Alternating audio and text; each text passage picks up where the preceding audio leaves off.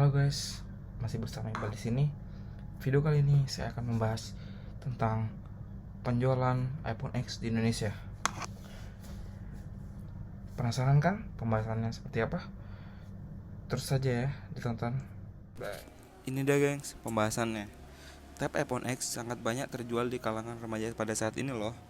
Perusahaan Apple hingga sekarang mendapat banyak untung sebesar 8,6 juta loh. Banyak juga ya. Banyak yang mengira iPhone X yang dibanderol dengan harga selangit akan dijauhi oleh para pelanggannya. Namun, kekhawatiran itu ternyata segera menguap. iPhone X itu dibanderol 1000 US dollar loh, sekitar 13 juta gitu. Nampaknya bukan masalah bagi para pengguna Apple di kalangan anak muda pada saat ini. Begitu pula dengan fitur-fitur baru yang dianggap kurang memadai atau kurang bagus di kalangan masyarakat ini untuk sebuah iPhone tercanggih. Namun, karena harga iPhone yang sangat cukup tinggi ini mengakibatkan terdapatnya masalah di dalam pokok ekonomi ini. Dari sana bisa kita lihat dari sudut pandang orang itu masing-masing. Dengan adanya iPhone X yang terjual tinggi harganya dan terdapat masalah-masalah pokok ekonomi mengakibatkan perubahan di dalam mekanisme pasar, terutama perubahan pada iPhone X itu sendiri. Dengan itu adanya perubahan mekanisme pasar, maka diperlukannya teknologi yang lebih modern dan canggih agar dapat mencapai target. Dengan adanya teknologi modern seperti iPhone X ini yang jika harganya masih cukup atau pantas dibeli, maka perekonomian pokok pasar akan lebih mudah dan ringan. Selain itu, tingginya permintaan terhadap iPhone X ini pun berdampak positif bagi profil Apple. Namun kini tergantung terhadap faktor-faktor pengaruh permintaan orang itu masing-masing seperti 1. Pendapatan seseorang, 2. Harga barang pelengkap, 3. Intensitas kebutuhan seseorang.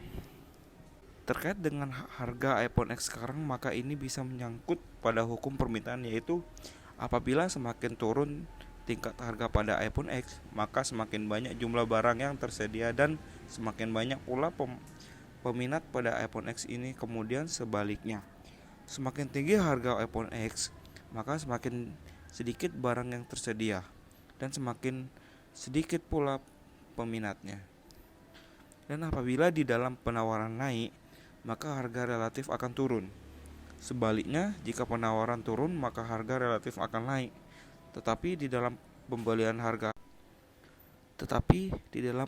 harga iPhone X, penawaran ini tidak akan terjamin atau tidak akan diterima karena harga sebuah iPhone X ini merupakan harga tetap, yang dimaksud adalah harga yang tidak bisa ditawarkan. Maka akan sulit untuk menawarkan iPhone X ini.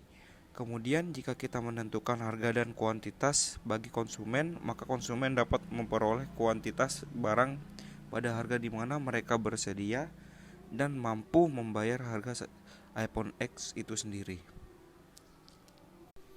Selain itu, terdapat permintaan yang bersifat elastis. Jika persentase perubahan harga pada iPhone X menyebabkan persentase perubahan permintaan dengan tingkat atau persentase yang lebih besar, maka koefisien elastisitasnya lebih besar dari itu.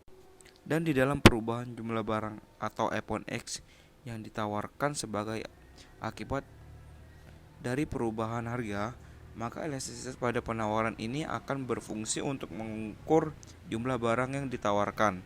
Jika harga barang iPhone X sewaktu-waktu berubah dan apabila terjadi faktor yang mempengaruhi elastisitas permintaan pada penjualan, maka akan pentingnya diperhatikan seperti 1. Ketersediaan barang atau iPhone X itu sendiri, 2.